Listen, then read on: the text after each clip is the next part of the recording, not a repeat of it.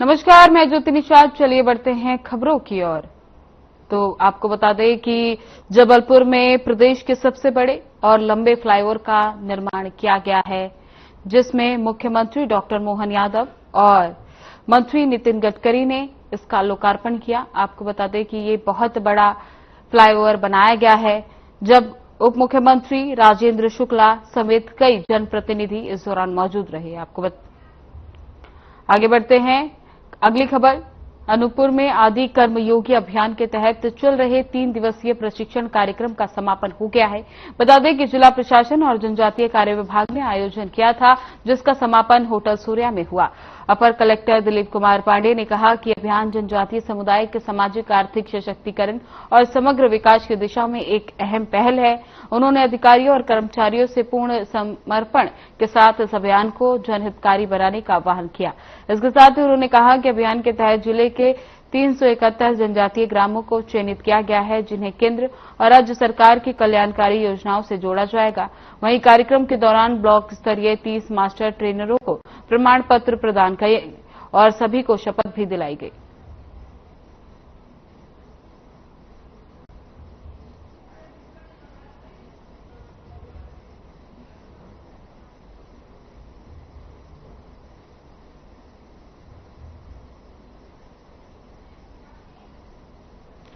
उज्जैन में शनिचरी अमावस्या के अवसर पर शिप्रा नदी और त्रिवेणी घाट पर बड़ी संख्या में श्रद्धालु स्नान करने पहुंच रहे हैं, जहां स्नान के बाद श्रद्धालुओं ने शनिदेव और नवग्रह के पूजन किया। बता दें कि यहां दूर दूर से आए श्रद्धालुओं ने शिप्रा में आस्था की डुबकी लगाई। तो वहीं इस अवसर पर प्रशासन ने स्नान के लिए घाटों पर फव्वारों की व्यवस्था भी की। तो वहीं इस पावन अवसर पर रामघाट स्थित श्री शिप्रेश्वर सिद्ध शनि मंदिर में भगवान शनिदेव का विशेष श्रृंगार किया गया। मंदिर में सुबह से ही दर्शन करने वाले श्रद्धालुओं का तांता लगा हुआ है, जहां रोज हजारों की संख्या में मंदिर पर दर्शन करने के लिए श्रद्धालु आते हैं। इसीलिए इस मंदिर की खास मान्यता है।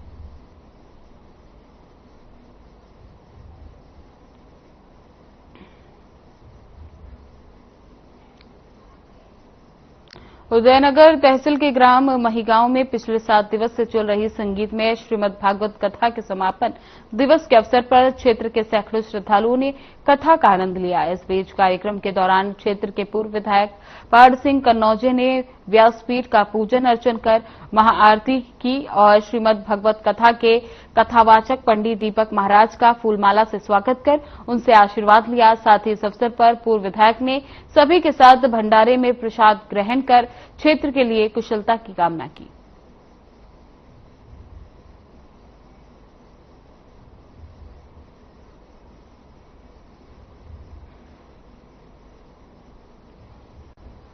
बता दें कि पूजापुरा में भव्य भागवत गीता के समापन दिवस पर लोगों ने बढ़ चढ़कर हिस्सा लिया। इस दौरान सैकड़ों श्रद्धालुओं ने कथा का आनंद लिया। इस दौरान पूर्व विधायक ने कथा में शामिल होकर कथावाचक का फूलमालाओं से स्वागत किया, साथ ही कथा का आनंद लिया। इसके बाद पूजा अर्चना की गई और आरती की गई और आखिर में सभी ने प्रसाद ग्रहण किया। साथ ही पूर्व विधायक ने भी प्रसाद ग्रहण किया और गांववासियों के स्वास्थ्य की मंगल कामना की।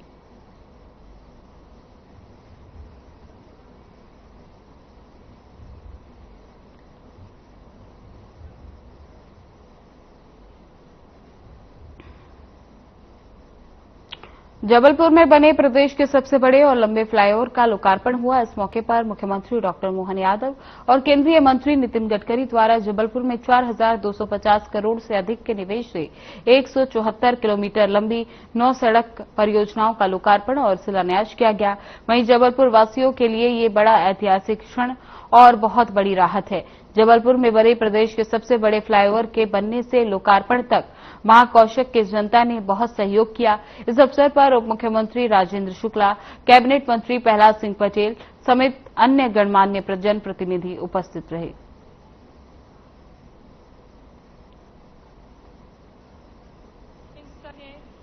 जी ने किया था, इस बात के लिए मैं उनका आभार व्यक्त करता हूं। दूसरी बात मैं कहता हूं कि जब ललितपुर से लखनादौन तक जहां पर मेरा लोकसभा क्षेत्र आता था, वहां पर एक्सीडेंट पॉइंट थे, तो मैंने 6 जगह के नाम उनको लिख कर दिए।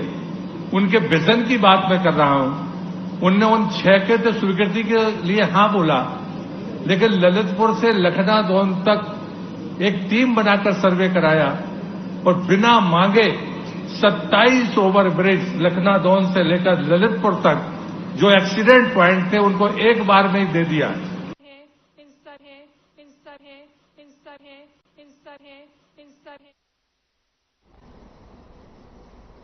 उदयपुर विधानसभा के बरेली ब्लॉक से 250 से ज्यादा कांग्रेस कार्यकर्ताओं ने बीजेपी का दामन थाम लिया है। बीजेपी प्रदेश कार्यालय में प्रदेश अध्यक्ष हेमंत खंडेलवाल और प्रदेश सरकार ने राज्य मंत्री नरेंद्र शिवाजी पटेल ने सभी को पार्टी की सदस्यता दिलाई। बीजेपी में शामिल होने वालों में बरेली के पूर्व कांग्रेस ब्लॉक अध्यक्ष राजेश उपाध्याय ने अपने समर्थकों के साथ बीजेपी ज्वाइन की। हेमंत खंडेलवाल ने कहा कि कांग्रेस कार्यकर्ता बीजेपी में शामिल हो रहे हैं। इससे पहले ये जिस भी पार्टी वे दल में रहे, इन्होंने वहां भी मेहनत की होगी, लेकिन कोई भी कार्यकर्ता तब पार्टी छोड़ता है जब उसे वहां सम्मान नहीं मिलता। बीजेपी में हर कार्यकर्ता को सम्मान दिया जाता है।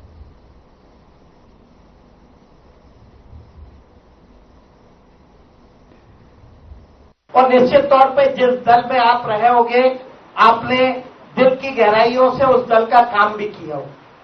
लेकिन कई बार कई दल कार्यकर्ता का मूल्यांकन नहीं करते और ऐसे लोगों को पदाधिकारी बनाते हैं, ऐसे लोगों का चयन करते हैं जो व्हाट्सएप और फेसबुक और ट्विटर पे तो रहते हैं, लेकिन जिनका फील्ड में कोई भी उपयोग नहीं रहता, उनका कोई भी सम्मान नहीं रहता। आज कांग्रेस पार्टी इसी दिशा में जा रही है। वे नीचे के जमीनी कार्यकर्ता को भूलते जा रहे हैं और इसीलिए लगातार भारतीय जनता पार्टी का परिवार बढ़ता जा रहा है। आप सबका स्वागत है, वंदन है। हम सब प्रयास करेंगे कि भारतीय जनता पार्टी एक परिवार की तरह है, जहां पे कोई बड़ा छोटा नहीं होता। जरूर कहूंगा, मैं पूरी ईमानदारी काम करूंगा और जो मेरे सभी साथी और भाई साहब आदरणीय हमारे मंत्री जी हैं, उनकी मैं और मंत्री जी जैसा आदेश कहेंगे बिल्कुल मैं वैसा रहूंगा।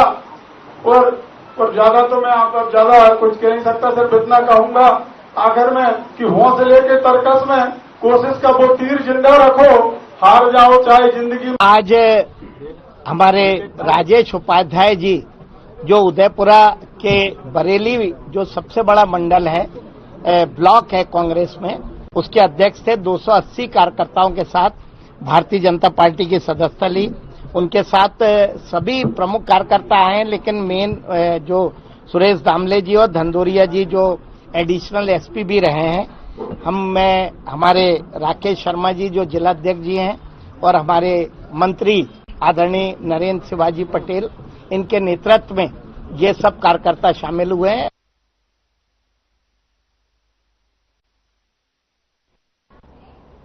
मध्य प्रदेश के नेता प्रतिपक्ष उमंग सिगार ने कटनी में हो रहे माइनिंग कॉन्क्लेव पर तीखी प्रतिक्रिया दी। उन्होंने कहा, स्पष्ट नहीं है ये कॉन्क्लेव किसके लिए हो रहा है, स्थानीय बेरोजगारों को काम देने के लिए या प्रदेश के उद्यमियों के लिए या विदेशी कंपनियों को लीज देने के लिए। सिगार ने आगे कहा कि सरकार को पहले यहां के 1,500 स्थानीय माइनिंग कारोबारियों के बारे में विचार करना चाहिए था, इसके बाद ही बाहर की कंपनियों को लीज देने की सोचनी चाहिए थी, क्योंकि ये स्थानीय कारोबारियों का हक है।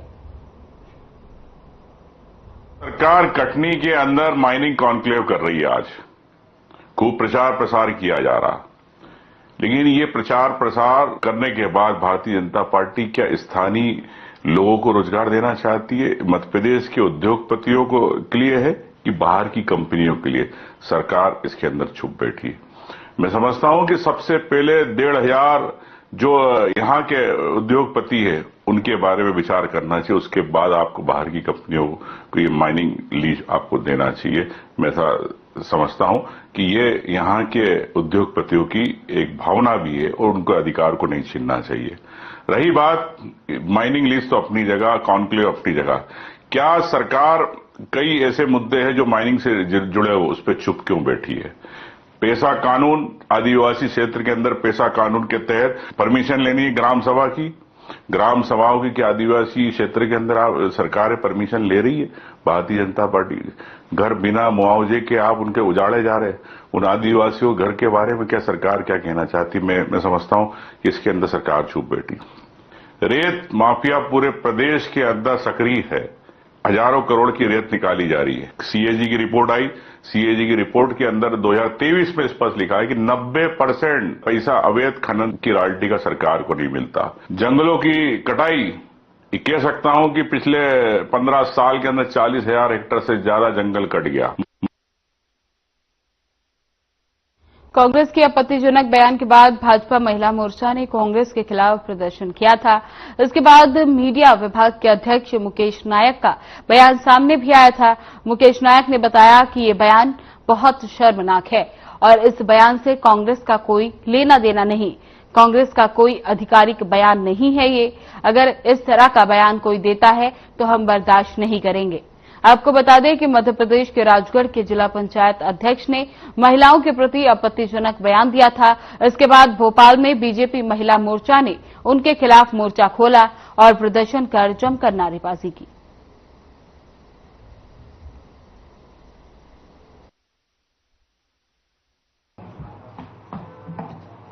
सबसे पहली बात तो ये है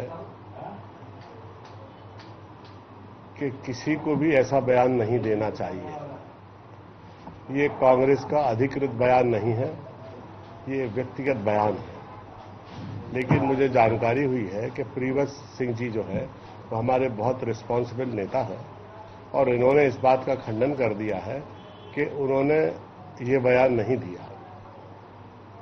लेकिन अगर कोई भी इस तरह का बयान देगा तो ये हमें मंजूर नहीं है।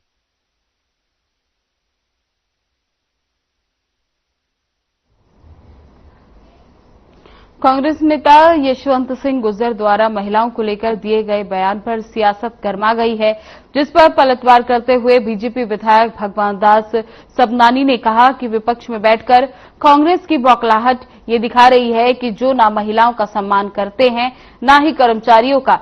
ये बौखलाहट लंबे समय से विपक्ष में रहने के कारण हुई है।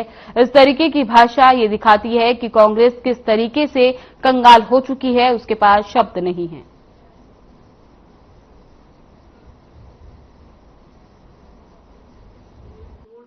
मुझे लगता है ये जो विपक्ष में बैठ करके इनकी जो बौखलाहट है वो न महिलाओं का सम्मान करना, न कर्मचारी अधिकारी का सम्मान करना। और मध्य प्रदेश में भारतीय जनता पार्टी की सरकारों में हमेशा से हमने महिला सम्मान की बात कही है। हमने तो महिलाओं को और बच्चियों के पैर पूज करके कार्यक्रम किए। आप किस तरीके का व्यवहार करना चाहते हैं, किन शब्दों का इस्तेमाल करना चाहते हैं, वो कोई आपके रखे हुए लोग नहीं है। आप जिन शब्दों का इस्तेमाल कर रहे हो बहनों के प्रति, ये कतई स्वीकार्य नहीं है। और इसको लेकर के भारतीय जनता पार्टी का महिला मोर्चा आपको आईना दिखाने का काम जगह जगह पर कर रहा है। आज भोपाल में भी सभी महिलाएं बहनें हमारी एकत्रित होकर के आपको ये बताने का प्रयास करेंगे कि महिलाओं का अपमान हम कतई बर्दाश्त नहीं करेंगे। आपके लिए महिला दोयम हो सकती है, लेकिन भारतीय जनता पार्टी का कार्यकर्ता हमेशा से बहनों को पूजनीय रखता है, माताओं को पूजनीय रखता है।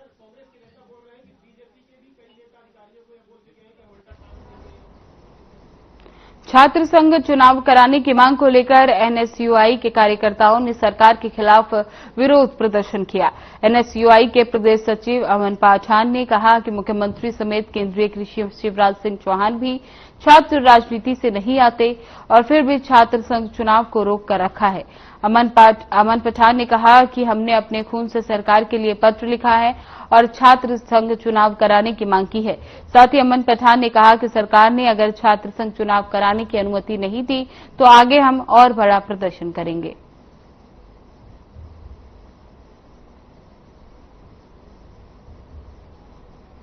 तौर पर आज सरकार द्वारा जिस प्रकार से छात्रों के और युवाओं के पूरे जीवन को और पूरी पीढ़ी को कुचलने का प्रयास किया जा रहा है। छात्र संघ चुनाव वो है जो लोकतंत्र का एक नर्सरी के रूप में माना जाता है।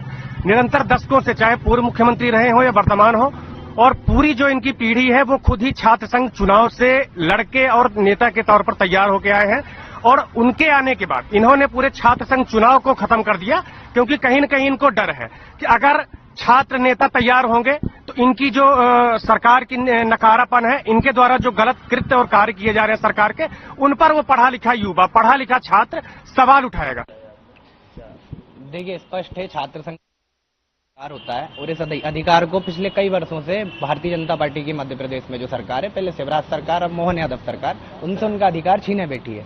अधिकार वापस लेने की हमारी लड़ाई है। हम जो लड़ाई लड़ रहे हैं ये छात्रों की लड़ाई है, हर उस छात्र की लड़ाई है जिसके साथ कुछ गलत होता है, जिसको एग्जाम नहीं देने जाता है, जिसकी फीस के चक्कर में उसका पूरा सेमेस्टर ब्रेक कर दिया जाता है। तो उन छात्रों की आवाज है ये। हमने ये मांग की है कि छात्र संघ चुनाव कराए जाएं और इसको लेकर आज हमने माननीय मुख्यमंत्री मोहन यादव जी को खून से खत लिखा है और हम ये मांग करते हैं कि कृपया कर हमारे ऊपर एक एहसान करें कि छात्र संघ चुनाव कराएं, ताकि एक छात्रों को भी उनका कोई जनप्रतिनिधि मिले जो अपनी आवाज को उठा पाए, जो छात्रों की आवाज बन के कुछ बोल पाए।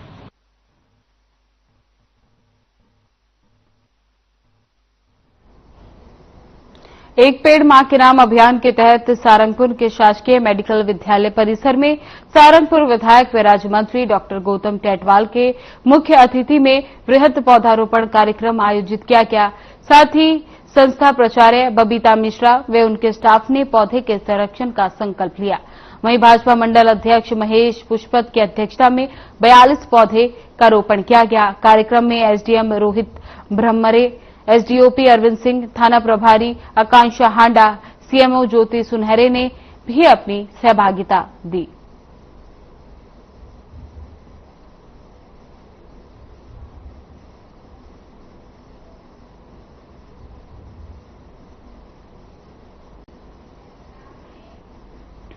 बुरहानपुर में योग ऋषि स्वामी रामदेव के मार्गदर्शन में संचालित पतंजलि योग समिति भारत स्वाभिमान न्यास के तत्वाधान में नगर में एक दिवसीय योग शिविर समापन हुआ। शिविर में मुख्य रूप से योग ऋषि स्वामी रामदेव के परम शिष्य और पतंजलि योग पीठ हरिद्वार के केंद्रीय प्रभारी स्वामी परमार्थ देव महाराज द्वारा साधकों को योग, प्राणायाम, कपालभाति, अनुलोम विलोम आदि का अभ्यास कराया गया। स्वामी प्रात्मादेव महाराज ने बताया कि वर्तमान समय में खेतों में रासायनिक खाद, कीटनाशक दवाइयों का आर्थिक उपयोग होने से फल, सब्जियां और अनाज जहरीले हो गए हैं, जिससे लोगों को कई तरह की गंभीर बीमारियां हो रही हैं। इनसे छुटकारा पाने के लिए अपने घरों में, आंगन और छतों पर सब्जियों को जैविक पद्धति से पैदा करके उसे इस्तेमाल में लाना चाहिए। साथ ही प्रतिदिन योग अभ्यास भी करना चाहिए।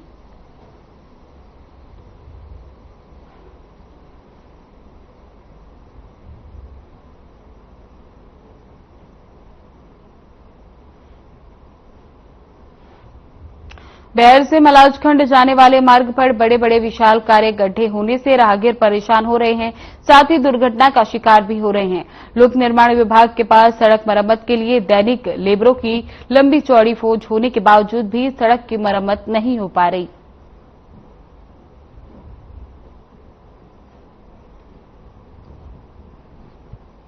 हम बात कर रहे हैं बैहर से मलाजखंड जाने वाला जो मार्ग है, ये बहुत ही जोखिम भरा मार्ग हो गया। इस सड़क पर बड़े बड़े गड्ढे हैं, जिससे रोज दुर्घटना के शिकार हो रहे हैं राहगीर। लोक निर्माण विभाग के पास सारी सड़कों की मरम्मत के लिए लंबी चौड़ी लेबरों की फौज होने के बावजूद भी आए दिन यहाँ पर विशालकाय बड़े बड़े गड्ढे हो गए हैं और उसमें उसकी मरम्मत नहीं की जा रही है, जबकि शासन के द्वारा सभी सड़क के लिए पर्याप्त लेबर की उपलब्धि है, उसके बावजूद भी यहाँ पर सड़क का मरम्मत नहीं हो रहा है और आए दिन राहगीर यहाँ पर दुर्घटना के शिकार हो रहे हैं। क्षेत्र की जनता ने ये मांग की है कि अतिरिक्त विशालकाय गड्ढों को भरा जाए, इससे दुर्घटना के शिकार हो रहे हैं, जिससे रोका जा सकता है। साधना न्यूज चैनल से कैमरामैन प्रकाश के साथ देवदत्त थाने सर बैहर।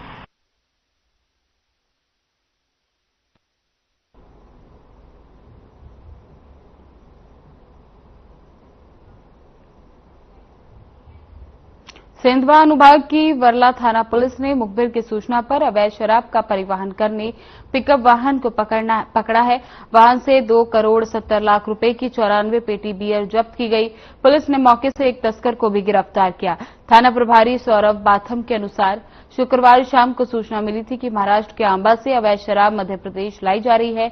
एसपी जगदीश डाबर और एडिशनल एसपी धीरज बब्बर के निर्देशन पर एसडीओपी अजय बागमारे के मार्गदर्शन में टीम गठित की गई। पुलिस ने राजनाथ गांव निवासी बहादुर पिता गोरखिया को गिरफ्तार किया। आबकारी अधिनियम के तहत मामला दर्ज कर आरोपी से पूछताछ की जा रही है। कार्रवाई में थाना प्रभारी सौरभ बाथम, एसआई कृष्ण मंडोलिया, एएसआई महेंद्र सिंह चौहान और अन्य पुलिसकर्मी शामिल रहे।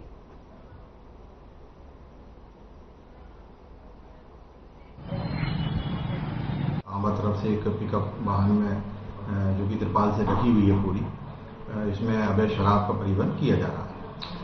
इस सूचना को जो है तत्काल वरिष्ठ अधिकारियों को अवगत कराया गया, जिस पर हमारे अतिरिक्त पुलिस अधीक्षक श्री धीरज बब्बर साहब के मार्गदर्शन में तथा सेंधवा एसडीओपी श्री अजय वाघमारे साहब के नेतृत्व में एक टीम का गठन बरला थाना पर किया गया। तत्काल टीम को मौके पर भेजा और बरला बाजार में चौपड़ा चौराहे पर उक्त वाहन को रोका। उक्त वाहन को रोकने पर जो है उसके ड्राइवर का नाम पता पूछा। उसने अपना नाम भादर पिता गोकरिया निवासी रंजन गांव को बताया, जिसके समक्ष जो है गाड़ी में तिरपाल हटाकर देखा, उसमें जो है सोम कंपनी की पावर 1000 लीटर की 94 पेटियां पाई गई। हाँ, अभी थोड़ी देर से होगा ना तुम्हारा कार्यक्रम। हाँ ठीक है, जाओ अभी यहाँ से।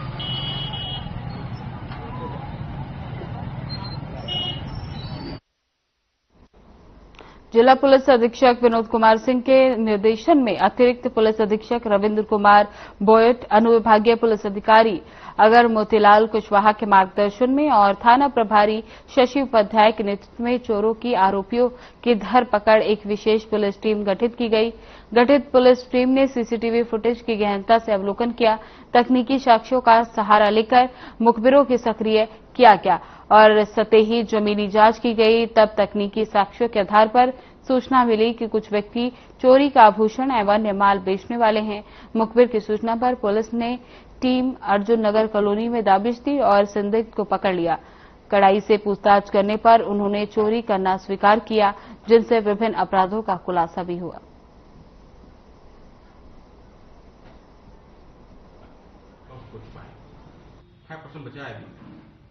कोतवाली थाना क्षेत्र में एक चोरी हुई थी राजेश कॉलोनी के अंदर। इस चोरी के बाद में पतासाजी के दौरान आज 7 लोगों का चोरों का गैंग पकड़ाया है। इनसे पूछताछ में करीबन 12.5 लाख रुपए के जेवरात, टीवी, बैटरी इत्यादि सामान जब्त हुआ है। इसमें 3 बालिग हैं और 4 नाबालिग हैं। इस संबंध में और इनसे पूछताछ की जा रही है। इनके द्वारा लगातार इस क्षेत्र में, जैसा कि आपने देखा कि पिछले इस अगस्त के महीने में 3-4 चोरी यानी हुई थी, तो एडीजी उज्जैन जोन के माध्यम के द्वारा हमको बताया गया इसमें सख्ती के साथ इन्वेस्टिगेशन करना है।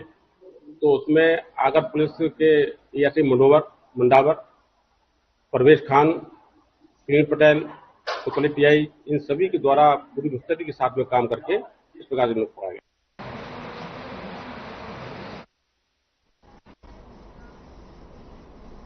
फिलहाल बुलेटिन में बस इतना ही। बने रहे हमारे साथ। नमस्कार।